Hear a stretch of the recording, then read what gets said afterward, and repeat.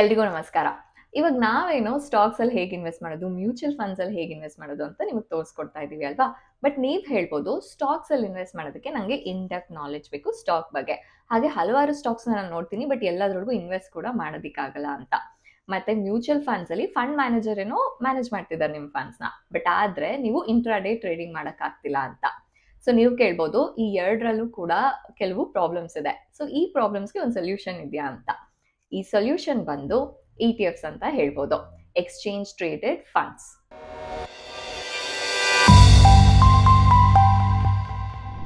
ಈಗ ETFs ನ basics ಇಂದ ಅರ್ಥ ಮಾಡ್ಕೊಳ್ಳೋಣ. ETFs ಕೂಡ ಮ್ಯೂಚುವಲ್ ಫಂಡ್ ತರಾನೇ ಅಂತ ಅನ್ಕೊಬಹುದು, ಬಟ್ ಆದ್ರೆ ಒಂದು ಟ್ವಿಸ್ಟ್ ಇದೆ. ಈಗ ಮ್ಯೂಚುವಲ್ ಫಂಡ್ಸ್ ಅಲ್ಲಿ ಏನಾಗುತ್ತೆ, ಸೊ ಹಲವಾರು ಹೂಡಿಕೆದಾರರಿಂದ ಹಣನ ಸಂಗ್ರಹಣೆ ಮಾಡ್ಬಿಟ್ಟು ಹಲವಾರು ರೀತಿಯಾದ ಅಸೆಟ್ಸ್ ನ ಬೈ ಮಾಡ್ತಾರೆ ಅಲ್ವಾ? ಅದೇ ರೀತಿ ಇಲ್ಲೂ ಕೂಡ ಬೈ ಮಾಡ್ತಾರೆ. ಬಟ್ ಆದ್ರೆ ಈ ETFs ಸ್ಟಾಕ್ ಎಕ್ಸ್ಚೇಂಜ್ ಅಲ್ಲಿ ಒಂದು ಸ್ಟಾಕ್ ತರ ಲಿಸ್ಟೆಡ್ ಆಗಿರುತ್ತೆ. ಈಗ ಈ ETF ನ ಮ್ಯೂಚುವಲ್ ಫಂಡ್ ಗಿನ್ನ ಭಿನ್ನವಾಗಿ ಮಾಡೋದು ಎರಡು ಫೀಚರ್ಸ್ ಅಂತ ಹೇಳ್ಬೋದು. ಯಾವ್ದ್ಯಾವ್ದು ಅಂತ ನೋಡೋಣ. ಮೊದಲನೇದು ಬಂದು stock exchange trading. So through out trading day ಪೂರ ಕೂಡ ನೀವು ಯಾವಾಗ ಬೇಕಾದ್ರೂ ಬೈ ಮಾಡ್ಬೋದು, ಯಾವಾಗ ಬೇಕಾದ್ರೂ ಸೆಲ್ ಮಾಡ್ಬೋದು ಸ್ಟಾಕ್ ಎಕ್ಸ್ಚೇಂಜ್ ಅಲ್ಲಿ. ಒಂದು ಸ್ಟಾಕ್ ನ ಬೈ ಮಾಡ್ದಂಗೆ ಸೆಲ್ ಮಾಡ್ದಂಗೆ. ಸೊ ಎರಡನೇದು ಬಂದು ಪ್ಯಾಸಿವ್ ಮ್ಯಾನೇಜ್ಮೆಂಟ್ ಅಂತ ಹೇಳ್ಬೋದು. ಏನಂದ್ರೆ ETFs ಏನ್ ಮಾಡುತ್ತೆ ಅಂದ್ರೆ, ಈಗ ನಿಫ್ಟಿ 50 ಅಥವಾ ಸೆನ್ಸೆಕ್ಸ್ ಈ ತರ ಇಂಡಿಸಸ್ ಇರುತ್ತಲ್ಲ, ಇದರ ಬೆಂಚ್ ಮಾರ್ಕ್ ನ ಟ್ರ್ಯಾಕ್ ಮಾಡುತ್ತೆ. ಸೊ ಆದ್ರಿಂದ ಇದು ಪ್ಯಾಸಿವ್ ಇನ್ವೆಸ್ಟ್ಮೆಂಟ್ ಅಂತ ಹೇಳ್ಬೋದು. ಉದಾಹರಣೆಗೆ ಈಗ ನಿಫ್ಟಿ 50 ETF ಅಂತ ತಗೊಂಡ್ರೆ, ಈಗ ನಿಫ್ಟಿ 50 ಏನಿರುತ್ತೆ, ಟಾಪ್ 50 ಕಂಪ್ನೀಸು ಇರುತ್ತೆ ಅಲ್ವಾ? ಸೊ ಅದ್ರದ್ದು ಒಂದು ಸ್ಲೈಸ್ ತಗೊಂಡಂಗೆ ಆಗುತ್ತೆ. ಸೊ ಅದ್ರೊಳಗೆ ನೀವು ಇನ್ವೆಸ್ಟ್ ಮಾಡಿದಾಗೆ ಆಗುತ್ತೆ, ನೀವು ನಿಫ್ಟಿ 50 ETF ನ ಬೈ ಮಾಡಿದ್ರೆ. ಈಗ ಈ ETF ಎಕ್ಸಾಕ್ಟ್ಲಿ ಹೇಗೆ ವರ್ಕ್ ಆಗುತ್ತೆ, ಆ ಸ್ಲೈಸ್ ಅಂದ್ರೆ ಏನು ಅಂತೆಲ್ಲ ತಿಳ್ಕೊಳ್ಳೋಣ. ಈಗ ಮೊದಲನೇದಾಗಿ ಕ್ರಿಯೇಷನ್ ಆಫ್ ಫಂಡ್ಸ್ ಆಗಬೇಕು. ಈ ಫಂಡ್ ಮ್ಯಾನೇಜರ್ಸ್ ಏನಿರ್ತಾರೆ ಅವರು ETF ನ ರಚನೆ ಮಾಡ್ತಾರೆ. ಹೇಗೆ ಅಂದ್ರೆ, ಮುಂಚೆ ಹೇಳ್ದಾಗೆ ಒಂದು ಇಂಡೆಕ್ಸ್ ತಗೊಂತಾರೆ ಅಥವಾ ಥೀಮ್ ತಗೊಂತಾರೆ. ಥೀಮ್ ಅಂದ್ರೆ ಟೆಕ್ನಾಲಜಿ ಸ್ಟಾಕ್ಸ್ ಈ ತರ. ಸೊ ಈ ಇಂಡೆಕ್ಸ್ ಅಥವಾ ಥೀಮ್ ಅಲ್ಲಿ ಏನಿದೆ, ಪೋರ್ಟ್ಫೋಲಿಯೋ ಏನಿದೆ ಸೆಕ್ಯೂರಿಟೀಸ್ದು, ಅದ್ರದ್ದೇ ಸೇಮ್ ರೆಪ್ಲಿಕೇಟ್ ಮಾಡ್ತಾರೆ ಮತ್ತೆ ಬೈ ಮಾಡ್ಬಿಟ್ಟು ಈ ETF ನ ರಚನೆ ಮಾಡ್ತಾರೆ. ಸೊ ರಚನೆ ಮಾಡಿದ್ಮೇಲೆ ಈ ಫಂಡ್ ನ ಯೂನಿಟ್ಸ್ ಆಗಿ ಡಿವೈಡ್ ಮಾಡ್ತಾರೆ, ಆಮೇಲೆ ಯೂನಿಟ್ಸ್ ನ ಮಾರಾಟ ಮಾಡ್ತಾರೆ. ಸೊ ಇದು ಸ್ಟಾಕ್ ಎಕ್ಸ್ಚೇಂಜ್ ಅಲ್ಲಿ ನಿಮ್ಗೆ ಬೈ ಮಾಡೋದಕ್ಕೆ ಸೆಲ್ ಮಾಡೋದಕ್ಕೆ ಸಿಗುತ್ತೆ. ಸೊ ಈ ರೀತಿ ಇದು ಸ್ಟ್ರಕ್ಚರ್ ಆಗುತ್ತೆ.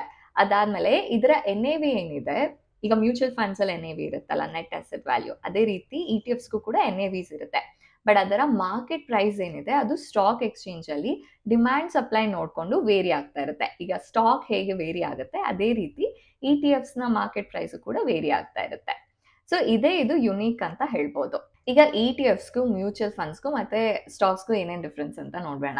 ಈಗ ETFs ವರ್ಸಸ್ ಸ್ಟಾಕ್ಸ್ ಅಂತ ಫಸ್ಟ್ ನಾವು ತಗೊಂಡ್ರೆ, ಸ್ಟಾಕ್ ಅಲ್ಲಿ ಒಂದೇ ಒಂದು ಸ್ಟಾಕ್ ಅಲ್ಲಿ ನೀವು ಇನ್ವೆಸ್ಟ್ ಮಾಡ್ಬೋದು ಇನ್ವೆಸ್ಟ್ ಮಾಡ್ಬೇಕಾದ್ರೆ. ಬಟ್ ETFs ಅಲ್ಲಿ ನೀವು ಇನ್ವೆಸ್ಟ್ ಮಾಡಿದ್ರೆ ಬ್ಯಾಸ್ಕೆಟ್ ಆಫ್ ಸ್ಟಾಕ್ಸ್ಗೆ ಇನ್ವೆಸ್ಟ್ ಮಾಡಿದಾಗೆ, ಯಾಕಂದ್ರೆ ಆ ಫಂಡು ಅದೇ ರೀತಿ ಕ್ರಿಯೇಟ್ ಆಗಿರುತ್ತೆ. ಇನ್ನ ETFs ಮತ್ತೆ ವರ್ಸಸ್ ಮ್ಯೂಚುವಲ್ ಫಂಡ್ಸ್ ಅಂತ ತಗೊಂಡ್ರೆ, ಮುಂಚೆ ಹೇಳಿದಾಗೆ ಇಂಟ್ರಾಡೇ ಟ್ರೇಡಿಂಗ್ ಒನ್ ಡಿಫ್ರೆನ್ಸ್. ಅದ್ರ ಜೊತೆಗೆ ಎಕ್ಸ್ಪೆನ್ಸ್ ರೇಷಿಯೋ ಏನಿದೆ ಅದು ಮ್ಯೂಚುವಲ್ ಫಂಡ್ಸ್ ಅಲ್ಲಿ ಜಾಸ್ತಿ ಇರುತ್ತೆ, ಯಾಕಂದ್ರೆ ಅದು ಆಕ್ಟಿವ್ಲಿ ಫಂಡ್ ಮ್ಯಾನೇಜರ್ಸ್ ಅದನ್ನ ಮ್ಯಾನೇಜ್ ಮಾಡ್ತಾ ಇರ್ತಾರೆ. ಬಟ್ ETFs ಅಲ್ಲಿ ಏನಾಗುತ್ತೆ, ಪ್ಯಾಸಿವ್ ಅಲ್ವಾ, ಅಂದ್ರೆ ಯಾವುದೋ ಒಂದು ಇಂಡೆಕ್ಸ್, ಇವಾಗ ನಿಫ್ಟಿ 50 ಅಂತ ತಗೊಂಡ್ರೆ ಅದನ್ನ ರೆಪ್ಲಿಕೇಟ್ ಮಾಡ್ತಾ ಇರುತ್ತೆ.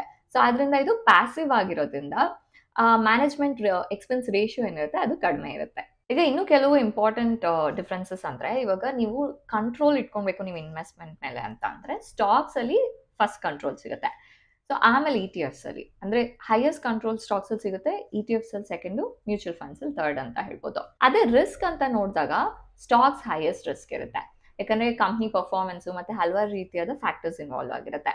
ಬಟ್ ಮ್ಯೂಚುವಲ್ ಫಂಡ್ಸ್ ಮತ್ತೆ ETFs ಅಂತ ತಗೊಂಡ್ರೆ ಅದು ಡೈವರ್ಸಿಫೈಡ್ ಇನ್ವೆಸ್ಟ್ಮೆಂಟ್ಸ್ ಇರುತ್ತೆ. ಸೊ ರಿಸ್ಕ್ ಸ್ವಲ್ಪ ಕಡಿಮೆ ಇರುತ್ತೆ ಸ್ಟಾಕ್ಸ್, ಇಂಡಿವಿಜುವಲ್ ಸ್ಟಾಕ್ಸ್ಗೆ ಕಂಪೇರ್ ಮಾಡಿದ್ರೆ. ಸೊ ಈಗ ಒಂದು ಅನಾಲಜಿ ಅಂತ ನೋಡ್ಬೇಕಂದ್ರೆ, ಈಗ ನೀವು ಬಫೆ ಅಲ್ಲಿ ಇಂಡಿವಿಜುವಲ್ ಡಿಶಸ್ ಏನಿರುತ್ತೆ ಅದು ಸ್ಟಾಕ್ಸ್ ಅಂತ ನೀವು ಕನ್ಸಿಡರ್ ಮಾಡ್ಬೋದು. ಅದೇ ಮುಂಚೆನೆ ಪ್ಯಾಕ್ ಮಾಡಿರುವ ನಿಮ್ ಲಂಚ್ ಬಾಕ್ಸ್ ಏನಿರುತ್ತೆ ಅದು ಮ್ಯೂಚುವಲ್ ಫಂಡ್ ಅಂತ ಅನ್ಕೊಳ್ಬೋದು. ಬಟ್ ಆದ್ರೆ ಒಂದು ಕಸ್ಟಮೈಸ್ಡ್ ಮೀಲ್ ಬೇಕು ನಿಮ್ಗೆ, ನೀವು ಅದನ್ನ ಆರ್ಡರ್ ಮಾಡ್ತೀರಾ ಅಂತಂದ್ರೆ ಅದು ETF ಅಂತ ಹೇಳ್ಬೋದು. ಇನ್ನು ಭಾರತದಲ್ಲಿ 4 ರೀತಿಯಾದ ಕ್ಯಾಟಗರೀಸ್ ಇದೆ ETFs. ಮೊದಲನೇದು ಬಂದು ಗೋಲ್ಡ್ ETFs. ಇದ್ರೊಳಗೆ ಆಕ್ಚುಲಿ ನಿಜವಾದ ಚಿನ್ನ ಬ್ಯಾಕಪ್ ಇರುತ್ತೆ. ಅದ್ರ ಜೊತೆಗೆ ಇನ್ಫ್ಲೇಷನ್ ಅಂತ ತಗೊಂಡ್ರೆ ಅದರ ಅಗೇನ್ಸ್ಟ್ ಅತ್ಯುತ್ತಮ ಹೆಡ್ಜ್ ಸಿಗುತ್ತೆ ಅಂತ ಹೇಳ್ಬೋದು ಗೋಲ್ಡ್ ETFs ಇಂದ. ಆಮೇಲೆ ಇನ್ವೆಸ್ಟರ್ಸ್ ಏನಿರ್ತಾರೆ, ನಿಜವಾದ ಚಿನ್ನ ಇರುತ್ತಲ್ಲ ಅದಕ್ಕೂ ಬಿಟ್ಟು ಇದನ್ನ ಪ್ರಿಫರ್ ಮಾಡ್ತಾರೆ ಗೋಲ್ಡ್ ETFs ನ ತಗೊಳ್ಳೋದಿಕ್ಕೆ. ಯಾಕೆ ಅಂತಂದ್ರೆ, ಒಂದು ರೀಸೇಲ್ ವ್ಯಾಲ್ಯೂ ಚೆನ್ನಾಗಿರುತ್ತೆ, ಕ್ವಾಲಿಟಿ ಚೆನ್ನಾಗಿರುತ್ತೆ, ಅದ್ರ ಜೊತೆಗೆ ಟ್ಯಾಕ್ಸ್ ಬೆನಿಫಿಟ್ಸ್ ಕೂಡ ಸಿಗುತ್ತೆ. ಇನ್ನೊಂದು ETF ಬಂದು ಈಕ್ವಿಟಿ ETF. ಸೊ ಇದೇನ್ ಮಾಡುತ್ತೆ ಅಂದ್ರೆ, ನಿಫ್ಟಿ 50, ಸೆನ್ಸೆಕ್ಸ್ ಈ ರೀತಿ ಇಂಡೆಕ್ಸಸ್ ನ ಇದು ಫಾಲೋ ಮಾಡುತ್ತೆ, ಟ್ರ್ಯಾಕ್ ಮಾಡುತ್ತೆ.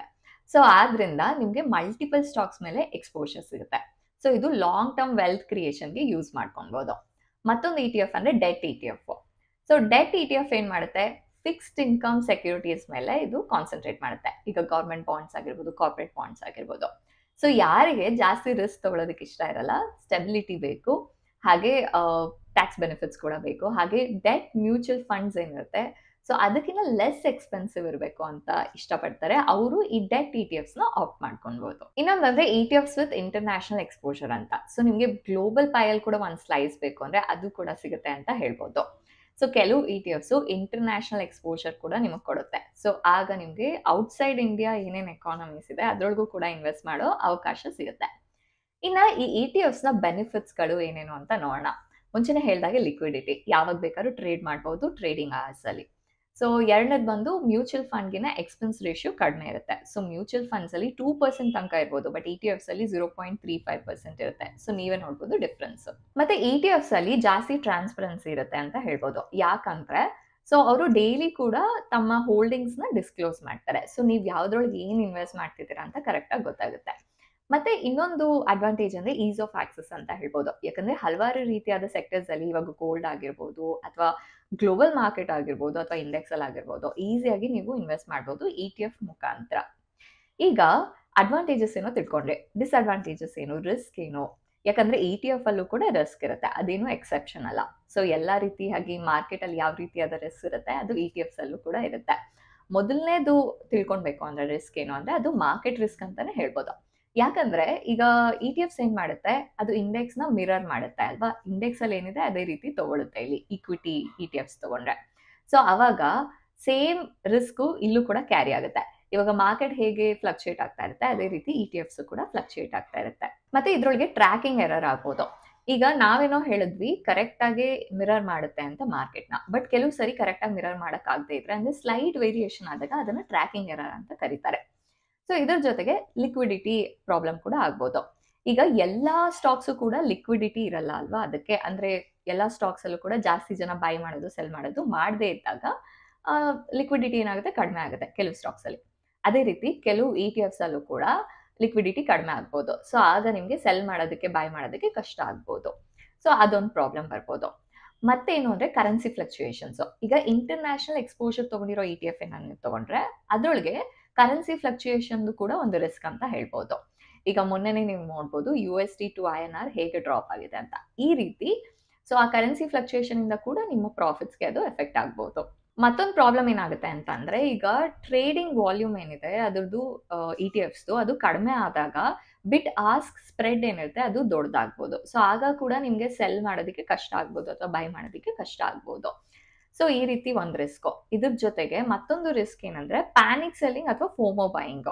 ಸೊ ಈಗ ಎಲ್ಲರೂ ಸೆಲ್ ಮಾಡ್ತಿದ್ದಾರೆ ಅಂತ ನೀವು ಪ್ಯಾನಿಕ್ ಆಗಿ ಸೆಲ್ ಮಾಡ್ಬಿಡ್ಬೋದು, ಅಥವಾ ನನಗೆ ತುಂಬಾ ಒಳ್ಳೆ ಪ್ರಾಫಿಟ್ ಸಿಗುತ್ತೆ ಅಂತ ನೀವು ಫೋಮೋ ಅಲ್ಲಿ ಅಂದ್ರೆ ಮಿಸ್ ಮಾಡ್ಕೊಂತಾ ಇದ್ದೀರಾ ಅಂತ ನೀವು ಬೈ ಮಾಡ್ಬಿಡ್ಬೋದು ಪರ್ಫಾರ್ಮೆನ್ಸ್ ಚೆನ್ನಾಗಿದ್ದಾಗ. ಸೊ ಆ ಕಂಟ್ರೋಲು ಇರೋದಿಲ್ಲ, ಯಾಕಂದ್ರೆ ಇದು ಥ್ರೂ ಔಟ್ ದ ಡೇ ನಿಮ್ಗೆ ಟ್ರೇಡಿಂಗ್ ಸಿಗೋದ್ರಿಂದ. ಸೊ ನೀವು ಈ ರೀತಿಯಾದ ಬ್ಯಾಡ್ ಡಿಸಿಷನ್ಸ್ ನ ಕೂಡ ತಗೋಬಹುದು. ಈಗ ಬನ್ನಿ ETF ರಿಲೇಟೆಡ್ ಟ್ಯಾಕ್ಸೇಷನ್ ಬಗ್ಗೆ ತಿಳ್ಕೊಳ್ಳೋಣ. ಈಗ ನೀವು ಪ್ರಾಫಿಟ್ಸ್ ಏನೋ ಅರ್ನ್ ಮಾಡ್ತೀರಾ, ಬಟ್ ಅದು ಹೇಗೆ ಟ್ಯಾಕ್ಸ್ ಆಗುತ್ತೆ, ಹೇಗೆ ಕ್ಯಾಲ್ಕುಲೇಟ್ ಆಗುತ್ತೆ, ಅದರ ಎಲ್ಲ ಅಂಶಗಳನ್ನ ನೀವು ತಿಳ್ಕೊಬೇಕಲ್ವಾ. ಈಗ ಮೊದಲನೇದು ವಿಷಯ ಏನ್ ತಿಳ್ಕೊಳ್ಬೇಕಂದ್ರೆ ನಾವು ಈ ETFs ಹಲವಾರು ರೀತಿಯಾದ ಸ್ಟಾಕ್ಸ್ ನ ಬೈ ಮಾಡುತ್ತೆ ಅಲ್ವಾ. ಸೊ ಆಗ ಆ ಸ್ಟಾಕ್ಸ್ ಇಂದ ಡಿವಿಡೆಂಡ್ ಬರುತ್ತೆ ತಾನೆ, ಆ ಡಿವಿಡೆಂಡು ಒಂದು ನಿಮ್ಮ ಅಕೌಂಟ್ಗೆ ಬರ್ಬೋದು ಅಥವಾ ಅದು ರೀಇನ್ವೆಸ್ಟ್ ಆಗ್ಬೋದು ಅಲ್ವಾ. ಎರಡು ರೀತಿಯಾದ ಆಪ್ಷನ್ ಇದೆ. ಸೊ ಮತ್ತೆ ಈಗ ನೀವು ETFs ನ ಬೈ ಮಾಡ್ತೀರಾ, 10 ರೂಪಾಯಿಗೆ ಬೈ ಮಾಡಿದ್ರಿ ಅಂತ ಅನ್ಕೊಳ್ಳೋಣ, 15 ರೂಪಾಯಿಗೆ ಸೆಲ್ ಮಾಡಿದ್ರಿ ಅಂತ ಅನ್ಕೊಳ್ಳೋಣ. ಸೊ ಅಲ್ಲಿ ಗೇನ್ ಆಗಿದೆ ಅಲ್ವಾ 5 ರೂಪೀಸ್, ಅದು ಕ್ಯಾಪಿಟಲ್ ಗೇನ್ ಆಗುತ್ತೆ. ಸೊ ಈ ರೀತಿ ಎರಡರದ್ದು ಹೇಗೆ ಟ್ಯಾಕ್ಸೇಷನ್ ಆಗುತ್ತೆ ಅಂತ ತಿಳ್ಕೊಳ್ಳೋಣ. ಈಗ ಡಿವಿಡೆಂಡ್ ಬಂತು ಅಂತ ಅನ್ಕೊಳ್ಳೋಣ. Dividend income from other sources ಅಲ್ಲಿ ಟ್ಯಾಕ್ಸೇಷನ್ ಆಗುತ್ತೆ. ಸೊ ಅದು ನಿಮ್ಮ ಟೋಟಲ್ ಇನ್ಕಮ್ಗೆ ಆಡ್ ಆಗುತ್ತೆ. ಸೊ ನಿಮ್ ಟೋಟಲ್ ಇನ್ಕಮ್ಗೆ ಏನ್ ಸ್ಲ್ಯಾಬ್ ರೇಟ್ ಬೀಳುತ್ತೆ ನಿಮ್ದು ಇಂಡಿವಿಜುವಲ್ ಪರ್ಸನ್ಗೆ, ಸೊ ಅದೇ ರೇಟಲ್ಲೇ ನಿಮ್ಗೆ ಈ ಡಿವಿಡೆಂಡು ಕೂಡ ನಿಮ್ಗೆ ಟ್ಯಾಕ್ಸೇಷನ್ ಆಗುತ್ತೆ. ಬಟ್ ಆದ್ರೆ ನಿಮ್ಗೆ ಕ್ಯಾಪಿಟಲ್ ಗೇನ್ ಬಂದಾಗ ಸೊ ಕ್ಯಾಪಿಟಲ್ ಗೇನ್ಸ್ ನ ಶಾರ್ಟ್ ಟರ್ಮ್ ಅಥವಾ ಲಾಂಗ್ ಟರ್ಮ್ ಅಂತ ಬೈಫಕೇಟ್ ಮಾಡ್ಬೇಕಾಗುತ್ತೆ. ಶಾರ್ಟ್ ಟರ್ಮ್ ಅಂದ್ರೆ 12 ತಿಂಗಳು ಒಳಗೇನೆ ನೀವು ಇದನ್ನ ಸೆಲ್ ಮಾಡಿದ್ದೀರಾ ಅಂತ ಅಂದ್ರೆ ಸೊ ಅದು ಶಾರ್ಟ್ ಟರ್ಮ್ ಆಗುತ್ತೆ. ಇನ್ನು 1 ವರ್ಷಕ್ಕಿಂತ ಜಾಸ್ತಿ ಇಟ್ಕೊಂಡು ಸೆಲ್ ಮಾಡಿದ್ದೀರಾ ಅಂದ್ರೆ ಅದು ಲಾಂಗ್ ಟರ್ಮ್ ಆಗುತ್ತೆ. ಈಗ ಲಾಂಗ್ ಟರ್ಮ್ ಕ್ಯಾಪಿಟಲ್ ಗೇನ್ಸ್ ಅಂತ ತಗೊಂಡ್ರೆ ಸೆಕ್ಷನ್ 112A ನಾವು ನೋಡ್ಬೇಕಾಗುತ್ತೆ ಇನ್ಕಮ್ ಟ್ಯಾಕ್ಸ್. ಸೊ ಅದ್ರೊಳಗೆ ಏನ್ ಹೇಳುತ್ತೆ ಅಂದ್ರೆ 23rd July 2024 ಒಳಗೆ ನೀವೇನಾದ್ರು ಸೆಲ್ ಮಾಡಿದ್ದೀರಾ ಅಂದ್ರೆ 1.25 ಲ್ಯಾಕಿನ ಜಾಸ್ತಿ ಇದೆ ನಿಮ್ದು ಲಾಂಗ್ ಟರ್ಮ್ ಕ್ಯಾಪಿಟಲ್ ಗೇನ್ಸ್ ಅಂದ್ರೆ ಅವಾಗ 10% ಟ್ಯಾಕ್ಸೇಷನ್ ಬೀಳುತ್ತೆ. ಬಟ್ ಸಪೋಸ್ ನೀವೇನಾದ್ರು 23rd July 2024 ಆದ್ಮೇಲೆ ಟ್ರಾನ್ಸಾಕ್ಷನ್ ಕಂಪ್ಲೀಟ್ ಮಾಡಿದ್ರಿ ಅಂತ ಅನ್ಕೊಂಡ್ರೆ ಅವಾಗ ಏನಾಗುತ್ತೆ ಅಂದ್ರೆ 12.25% ಟ್ಯಾಕ್ಸ್ ರೇಟ್ ಬೀಳುತ್ತೆ. ಸೊ ಅದೇ ರೀತಿ ಶಾರ್ಟ್ ಟರ್ಮ್ ಕ್ಯಾಪಿಟಲ್ ಗೇನ್ಸ್ ಅಂತ ತಗೊಂಡ್ರೆ 111A ಸೆಕ್ಷನ್ ಏನಿದೆ ಅದನ್ನ ನಾವು ನೋಡ್ಬೇಕಾಗತ್ತೆ. ಸೊ ಅದ್ರೊಳಗೆ ಏನಾಗುತ್ತೆ ಅಂದ್ರೆ 15% ಟ್ಯಾಕ್ಸೇಷನ್ ಇದೆ. ಸೊ ಅದು ಯಾವಾಗ 23rd July 2024 ಒಳಗೆ ಸೆಲ್ ಮಾಡಿದ್ರೆ. ಬಟ್ ಅದೇನಾದ್ರು ಟ್ರಾನ್ಸಾಕ್ಷನ್ 23rd July 2024 ಮೇಲೆ ಮಾಡಿದ್ದೀರಾ ಅಂದ್ರೆ 20% ಟ್ಯಾಕ್ಸೇಷನ್ ಆಗುತ್ತೆ. ಈ ಟ್ಯಾಕ್ಸೇಷನ್ ನಾನು ಏನ್ ಹೇಳಿದ್ದೀನಿ ಅದು ಎಲ್ಲಾ ರೀತಿಯಾದ ETFsಗೂ ಅಪ್ಲೈ ಆಗುತ್ತೆ. ಸೊ ಗೋಲ್ಡ್ ಆಗಿರ್ಬೋದು, ಬಾಂಡ್ ಆಗಿರ್ಬೋದು, ಅಥವಾ ಇಕ್ವಿಟಿ ETFs ಆಗಿರ್ಬೋದು. ಸೊ ಈಗ ಬನ್ನಿ ಯಾವ ರೀತಿಯಾದ ETFs ನ ಸೆಲೆಕ್ಟ್ ಮಾಡೋದು, ಹೇಗೆ ಸೆಲೆಕ್ಟ್ ಮಾಡೋದು, ಏನೇನು ಮಾನದಂಡಗಳನ್ನ ನಾವು ಇಟ್ಕೊಳ್ಬೇಕು ಸೆಲೆಕ್ಟ್ ಮಾಡ್ಬೇಕಾದ್ರೆ ಅನ್ನೋದ್ರ ಬಗ್ಗೆ ಎಲ್ಲ ತಿಳ್ಕೊಳ್ಳೋಣ. ಸೊ ಮೊದಲನೇದಾಗಿ ನೀವೇನ್ ಮಾಡ್ಬೇಕಾಗುತ್ತೆ ಅಂದ್ರೆ ನಿಮ್ಮ ಗೋಲ್ನ ಡಿಫೈನ್ ಮಾಡ್ಕೋಬೇಕಾಗುತ್ತೆ. ಈಗ ನಿಮ್ಗೆ ಗ್ರೋತ್ ಅಲ್ಲಿ ಇನ್ವೆಸ್ಟ್ ಮಾಡ್ಬೇಕು ಅನ್ಕೊಂಡಿದ್ರಾ, ಅಥವಾ ನಿಮ್ಗೆ ಇನ್ಕಮ್ ಬರ್ಬೇಕಾ, ಅಥವಾ ಡೈವರ್ಸಿಫಿಕೇಶನ್, ಯಾವುದು ನಿಮ್ಮ ಆಬ್ಜೆಕ್ಟಿವ್ ಅನ್ನೋದನ್ನ ನೀವು ಅರ್ಥ ಮಾಡ್ಕೊಳ್ಬೇಕಾಗುತ್ತೆ. ಎರಡನೇದು ಬಂದು ಎಕ್ಸ್ಪೆನ್ಸ್ ರೇಷಿಯೋ ನೋಡ್ಬೇಕಾಗುತ್ತೆ. ಸೊ ಮುಂಚೆನೆ ಹೇಳಿದೆ ಮ್ಯೂಚುವಲ್ ಫಂಡ್ಸ್ಗಿನ್ನ ETFs ಎಕ್ಸ್ಪೆನ್ಸ್ ರೇಷಿಯೋ ಏನಿದೆ ಅದು ಕಡಿಮೆನೇ ಇದೆ ಅಂತ ಹೇಳಿದ್ದೀನಿ.